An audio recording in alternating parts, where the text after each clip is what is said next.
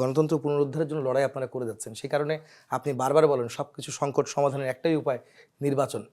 প্রধান উপদেষ্টার সঙ্গে বৈঠক করেছেন, সেখানেও কিন্তু আশ্বস্ত হয়েছেন বলে আপনি জানিয়েছিলেন যে ডিসেম্বর নাগাদ নির্বাচন হয়, যেটা আপনাদের দাবি ছিল যে এই বছরের মধ্যে নির্বাচন।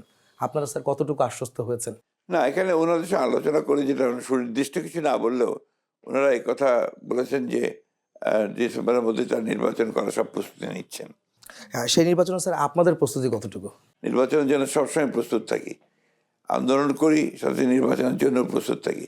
সেই জন্যে আমরা আপনার মনে করি যে আমরা নির্বাচনের জন্য অবশ্যই প্রস্তুত আছি। ডিসেম্বরের মধ্যে নির্বাচন হবে এটি আমরা আশা করব, প্রত্যাশা করব। নির্বাচন কমিশনার বলেছেন যে আমরা প্রস্তুত থাকব, আমরা কাজ শুরু করেছি এবং ডিসেম্বরকে কেন্দ্র করে কাজ শুরু করেছি। রাজনৈতিক মামলা প্রত্যাহার কিন্তু এখনো হয়নি। বিএনপির ভারপ্রাপ্ত চেয়ারম্যানের বিরুদ্ধে কিন্তু বেশ কয়েকটা মামলা এখনো রয়ে গেছে। তার দেশে ফেরার আমরা তো বলছি আমরা আইনগত প্রক্রিয়ার মধ্য দিয়ে তার মামলাগুলো শেষ করার চেষ্টা করছি। সেই জন্য সময় লাগছে, শেষ হয়ে যাবে, আমরা আশাবাদী। এটা কোনো ইস্যু হবে না। কবে নাগাদ তারেক রহমান সাহেব আসতে পারেন দেশে? এটা নির্ভর করবে তার মামলা মোকদ্দমাগুলো এবং সার্বিক পরিস্থিতির উপরে। ইনশাআল্লাহ নির্বাচনের আগে তো অবশ্যই আসবেন। যে টানাপোড়েন শুরু হয়েছে ভারতের সঙ্গে বাংলাদেশের, আসলে অনেক নানা বিষয়ে বিএনপিকে অনেক সময় বলা হয় যে ভারতের বন্ধু না, একটা পক্ষ এস্টাবলিশ করার চেষ্টা করে। আপনারা এখানে কি বলবেন স্যার?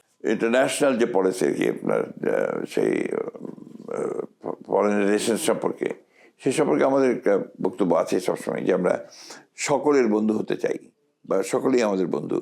আমরা কাউকে প্রভু হিসাবে মেনে নিতে চাই না। এটা তো আমাদের ওপেন ডিক্লারেশন আছে এবং সে ভারতের সঙ্গে একই সম্পর্ক আমাদের রক্ষা করব আমরা।